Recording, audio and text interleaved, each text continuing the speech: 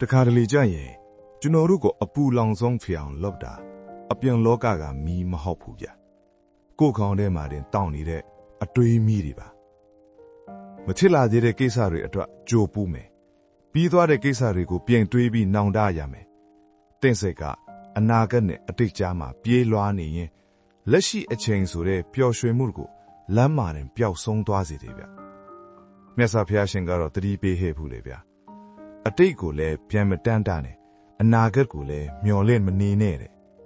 ဘာလို့လဲဆိုတော့မိရေဟာနောက်ပြန်မစီးသလိုပဲအတွေးတွေနောက်ကိုလိုက်နေတာဟာလဲရေထဲမှာအယုတ်ရေးနေတာနဲ့တူတူပဲလीအတွေးတွေကိုရက်ဖို့မကြိုးစားပါနဲ့အဲ့ဒါကပိုပင်ပန်းပါတယ်အဲ့ဒီအစားအတွေးတွေကိုကြည်နေတဲ့သူပဲလွတ်လိုက်ပါ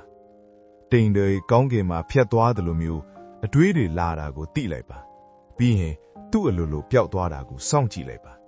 အဲ့ဒီမှာတင်တင့်စီကလွတ်လပ်သွားလိမ့်မယ်အခုခဏလေးပဲတင့်ပတ်ဝန်းကျင်ကအတန်တွေကိုနားဆွင့်ကြည့်ပါ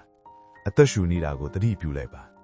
အတွေးကဘာတဲ့ကနေလက်တွေ့ဘဝတွေကိုပြန်လာပါအခုဒီအချိန်မှာတင့်ဘေးကင်းနေပါတယ်ဗျအိမ်မက်ဆိုးတွေကနေနိုးထွားနိုင်ပါစေနေ့စဉ်ဘဝအတွက်ဓမ္မဆေးတောင်နည်းတွေရဖို့ဓမ္မ capsule ကို follow လုပ်ထားအောင်နော်